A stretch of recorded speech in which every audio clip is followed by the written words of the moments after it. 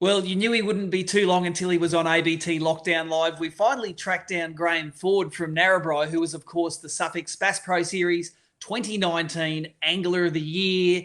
He came second in the grand final. We'll talk about that in a little while. But he also won the Australian Open last year. So, by anyone's standards, including Carl Jochimson, he has had a killer year and the best year ever in the Bass tournaments, mate. So 40, well done, mate. It's a shame we couldn't continue the role this year with the coronavirus. Yeah, no, thanks, Steve. Thanks for having me on the show. It looks like that your premier is not going to open the borders until September, so we might all have to head up and go barra fishing. Yeah, mate. Well, look, and that's everyone asks us this at ABT. It's like, when's everything getting back to normal? It's like when all the borders are open because we're a national circuit. We have to have it, or at least the East Coast states all have to be open.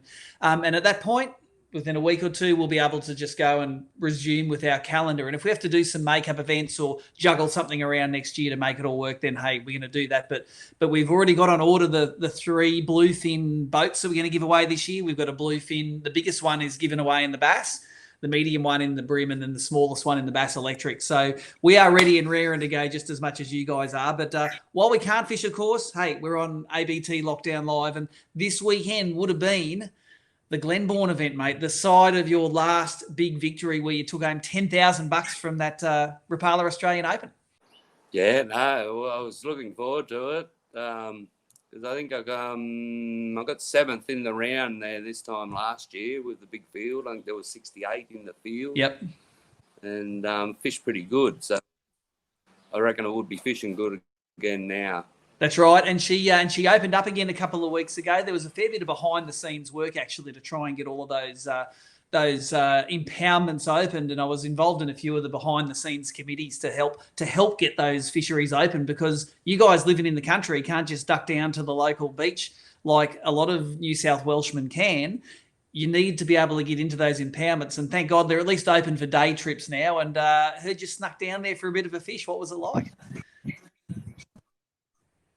Yeah, no, the fishing was pretty good. They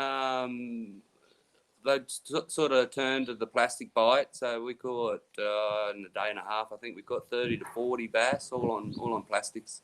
Yep, awesome, mate. And that event that we had last year, like, assume that the event was on this weekend, mate. What would be your gun plastic that you would tie on to make this all happen? Well, I got a couple of plastics here that I fished last week and last year. Up the back in the dirty water, I used the Slim Swim motor oil. Yep. And down the front, I used the little 2 key ticks of water. And that worked. Well, that's awesome, mate, because I think Keytech is a great sponsor of ABT, and Baden stepped up this year. He was having a naming round this year and everything, and that Keytech plastic, those guys tend to use them. Doesn't matter whether it's Cania or Sinclair, mate, like anywhere in between, the fish bite them. And then TT, of course, is another great AB sponsor, and that Slim Swim motor oil, man, that's a real favourite for the guys in the Brim scene. So, mate, you might have to, when this tournament thing opens again, go give the Brim a try, mate. It's if you know how to fish a Slim Swim, you're going to do real good. So, mate, yeah, I've only ever caught one. That's all right, mate. Look, they're just like bass. If you give them the right thing to eat, they're going to eat it, mate.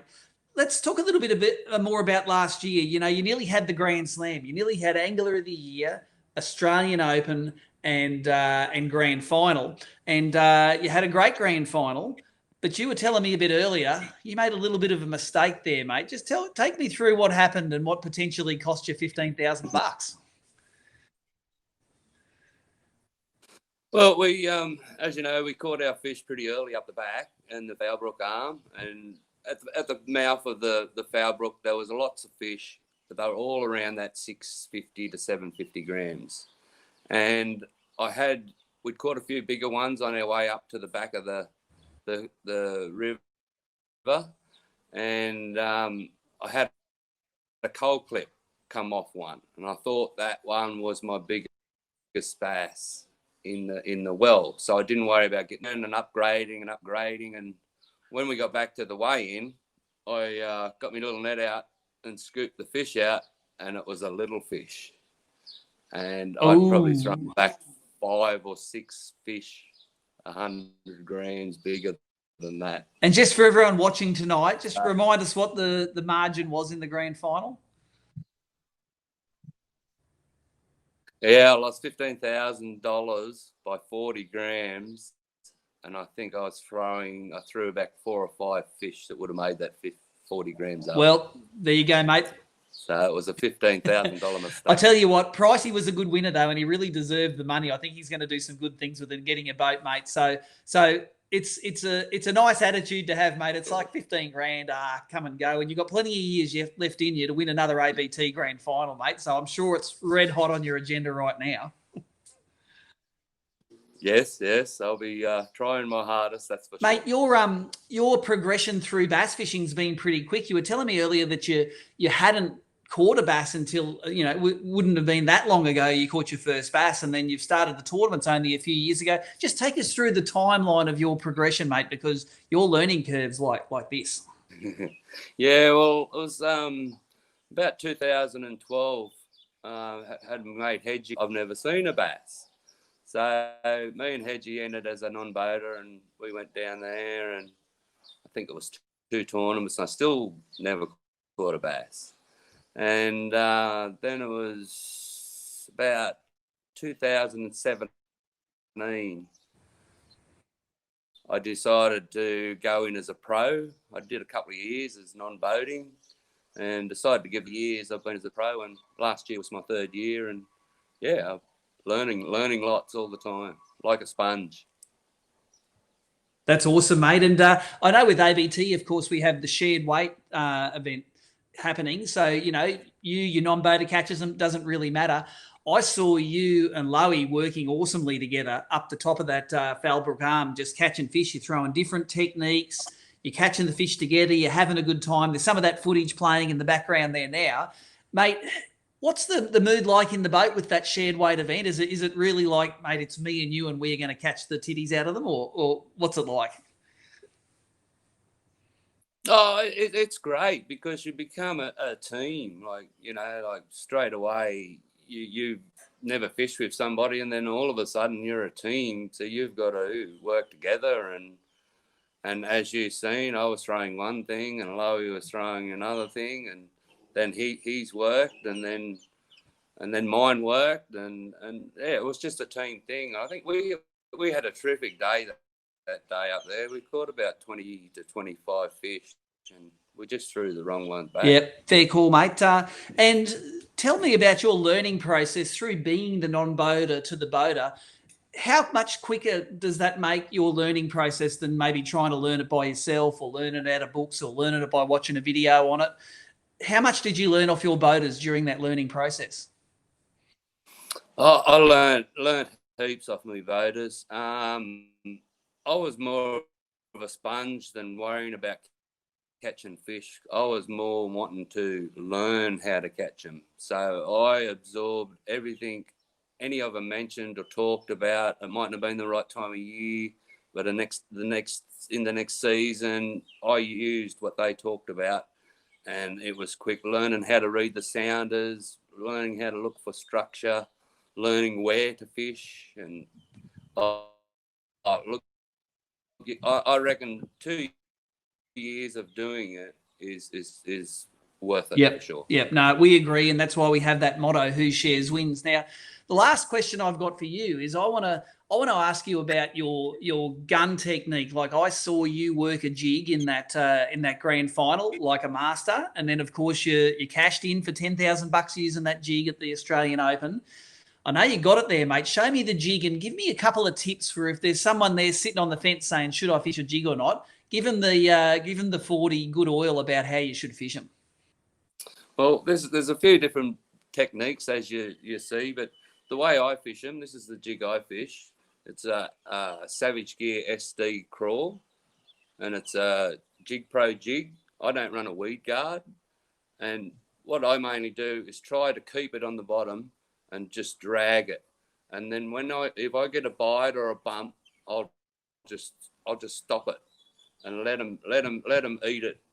And then that, and even sometimes when the line is too tight, I'll feed them back a bit more line, so they actually get it in their mouth. And I don't strike until I actually see the line moving, and then I strike. And I've got the high speed reel, and then just wind as fast as you can. Big stiff rod So you're not worried about that fish like sucking the jig in and then maybe spitting it out and swimming away. You think once they've had a taste of it and think it's all right, they're just going to keep on eating it until you get it far enough down their throat to set the hook. Yeah, for sure. Like I smother Yep. it in scent. I reckon the scents, you've got to have good scent, and then once they get it in their mouth, they're not going to get. And with the no weed guard, it's very hard for them to spit it out. Understood, mate. What's your number one scent? Like if you like using a lot of scent, is it something commercial or something you make yourself? What's the favourite for you? Oh, it's an American scent. I don't think you can buy it here in Australia. It's smelly jelly crawfish. And it really, really reeks. You do not try to get you don't want to spill it in your boat, do you? No, not at all. Not at all, because you'd never get the smell out. Well, that's awesome, mate. Like we know you live out there in country New South Wales. You haven't had many coronavirus cases out there. It might seem like all a bit of a hoo-ha about nothing, this coronavirus thing. But we're really looking forward to opening the borders up, getting fishing again, mate. Are there any challenges that once the tournament's open again, and we know you like your bass, are there any other species you might want to try your hand at? Because it seems like you're pretty bloody good at anything you try. Yeah, well, we're going to go up and do your barra tour this year. I've never caught an impoundment barra, so really keen to go up and get that barra tour that you do up in Queensland. I've never fished any of them dams, so it'd be all new to me, but yeah, really awesome, mate. Well, your sounder reading skills and your level of patience for the bass are going to be a bit of an asset there. And we have a few of the guys come up and do it. You know, Mark Lennox and Steve Duff come up, and we've had plenty of bass guys do pretty well over the years. A few of the bass guys I know, John O'Bale and I think it might have been Paul Aldous or someone like that, came up and did the Australian Open, did pretty well at it.